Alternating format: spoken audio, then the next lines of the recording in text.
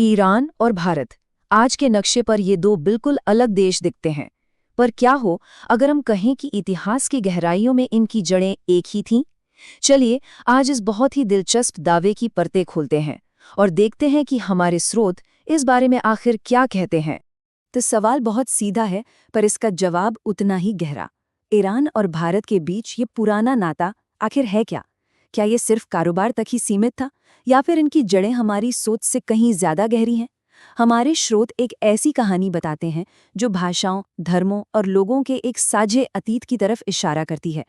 तो इस कहानी की शुरुआत होती है एक जमीन और उसके लोगों से।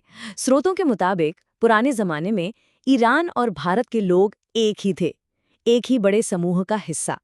चलिए इस दावे के पहले आधार को ठीक से समझते हैं। सबसे पहले चलिए नाम से ही शुरू करते हैं। ये अपने आप में एक बहुत बड़ा सुराग है। Scholar doctor Peter B Clark के अनुसार आज का जो ईरान शब्द है वो असल में आर्यन शब्द से ही बना है। मतलब ये सीधा संकेत है कि प्राचीन ईरान की जमीन पर आर्यन लोग ही रहा करते थे। ठीक वैसे ही जैसे हमारे पुराने ग्रंथ आर्यावर्त यानी आर्यों की भूमि की बात करते हैं।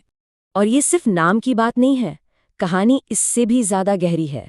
स्रोत हमें बताते हैं कि ध्रुहियु, पानी, पारस और बिश्नोई जैसी कई जनजातियां जिनकी जड़ें वैदिक परंपराओं में थीं, वो अपना घर छोड़कर पर्शिया यानी आज के ईरान में जाकर बस गईं। और सोचिए, ये लोग अपने साथ अपनी प्रथाएं भी लेकर गए, जैसे पवित्र अग्नि के अनुष्ठान और सूरज की पूजा। सर डब्ल्यू ड्रमंड का ये कहना इस बात को और मजबूत करता है। वो लिखते हैं, शुरुआती दौर में ईरान और भारत के रहने वाले लोग एक ही कानून से चलते थे और एक ही राजशाही के तहत एक ही लोग थे। जरा सोचिए, एक ही लोग, एक ही कानून, एक ही शासन। लेकिन ये एकता सिर्फ यहीं तक नहीं थी। लोगों के बाद अब बात करते हैं उनकी जबान की। भाई अगर लोग एक थे तो उनकी भाषा में भी तो समानताएं होनी चाहिए, है ना? और यहाँ पर जो सबूत मिलते हैं वो वाकई में बहुत जबरदस्त हैं। भाषा के जानकार टी बरो कहते हैं कि प्राचीन ईरानी भाषा यानी अवेस्तन और वेदों की भाषा यानी संस्कृत के बीच रिश्ते इतने गहरे हैं कि एक को दूसरे के बिना ठीक से समझा ही नहीं जा सकता। ये कोई मामूली बात नहीं है, ये एक बहुत बड़ा दावा है। और ये दावा कितना सच्चा है, इसका अंदाजा इस बात से लगाया जा सकता है कि अवेस्ता के श्लोकों को अगर कुछ आसान से ध्वनि के नियमों से बदला जाए तो वो सीधे सीधे साफ संस्कृत बन जाते हैं। ये किसी ट्रांसलेशन जैसा नहीं, बल्कि एक ही भाषा के दो अलग अलग अंदाज जैसा लगता है। भाषा के बाद अब जरा उनके रीति रिवाजों और धार्मिक मान्यताओं पर एक नज़र डालते हैं। यहाँ भी हमें हैरान कर देने वाली समानताएं देखने को मिलती हैं। बस एक नज़र इस पर डालिए, ये समानताएं देखिए। वैदिक परंपरा का यज्ञ ईरानी परंपरा में लगभग वैसा ही यजना बन जाता है। हमारा पवित्र पेय सोम वहाँ होमा कहलाता है। आग के देवता अग्नि का नाम तो बिल्कुल ही एक है, और पुरोहित वर्ग को यहाँ ब्राह्मण और वहाँ मागी कहा जाता था। अब ये सब सिर्फ संयोग तो नहीं हो सकता है ना, ये तो एक ही सिक्के के दो पहलू लगते हैं।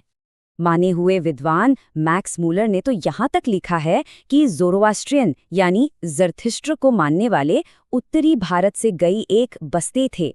वे उन लोगों के साथ रहते थे जिनके पवित्र गीत वेदों में मिलते हैं। ये एक बहुत ही सीधा और साफ कनेक्शन दिखाता है। तो अब सवाल ये उठता है कि अगर ये लोग इतने ज्यादा जुड़े हुए थे तो फिर ये अलग कैसे हुए? इतिहास में वो कौन सा मोड़ आया जिसने इन दो भाईचारा रखने वाली कौमों को अलग अलग रास्तों पर डाल दिया? स्रोत एक बहुत ही दिलचस्प कहानी की तरफ इशारा करते हैं। सब कुछ वैदिक काल में शुरू हुआ, जब परशुराम का उन क्षत्रिय राजाओं से झगड़ा हुआ जो वैदिक रीति रिवाजों को नहीं मान रहे थे। जो राजा हार गए उन्हें पार्श्व कहा गया और उन्होंने भारत छोड़कर पर्शिया में पनाह ली। फिर वक्त बदला और वहीं ज़रथुस्त्र के नेतृत्व में एक नए धर्म का उदय हुआ। और फिर इतिहास ने एक और करवट ली। सदियों बाद 910 ईस्वी में जब उन पर जुल्म बढ़े तो यही पारसी लोग भारत वापस आए, उस जगह जिसे स्रोत उनका अपना पैतृक घर कहते हैं। लेकिन रुकिए, इस पूरी कहानी के पीछे एक और बड़ी तस्वीर है जिसे डॉक्टर जगत के मोटवानी सामने रखते हैं। स्रोत का तर्क है कि जिसे हम आर्यन आक्रमण का सिद्धांत या आर्यन इन्वेजन थ्योरी कहते हैं, वो शायद कभी हुआ ही नहीं। ये असल में अंग्रेजों की फूट डालो और राज करो की नीति के तहत गढ़ी गई एक कहानी थी। मकसद भारत और ईरान के लोगों को बांटना, जो पुराने जमाने में एक ही थे। तो आइए अब तक हमने जो कुछ भी देखा है उसे एक साथ रखकर इस साझी विरासत को फिर से समझने की कोशिश करते हैं। सीधे शब्दों में कहें तो ये साझा विरासत 4 मजबूत खंभों पर टिकी है। पहला, ईरान और पर्शिया जैसे नामों का मूल। दूसरा, अवेस्टर्न और संस्कृत भाषाओं का लगभग एक जैसा होना। तीसरा, उनके देवताओं, अनुष्ठानों और पुरोहितों में गहरी समानताएं। और चौथा, एक जगह से दूसरी जगह जाने और एक ही तरह के लोगों के होने के ऐतिहासिक सबूत। अगर इस नज़रिए से देखें तो जब पारसी लोग 910 ईस्वी में जुल्म से बचने के लिए भारत आए तो वो किसी अनजान देश में पनाह नहीं ले रहे थे। स्रोत के हिसाब से वो असल में अपने पुरखों के घर वापस आ रहे थे। ये एक तरह की घर वापसी थी। तो आखिर में ये सवाल बचता है, अगर हम इतिहास की इन परतों को हटाना जारी रखें तो हम अपनी इन साझी जड़ों के बारे में और क्या-क्या नया सीख सकते हैं? ये एक ऐसा सवाल है जो हमें अपने अतीत और अपने आज दोनों को एक बिल्कुल नई रोशनी में देखने के लिए मजबूर करता है।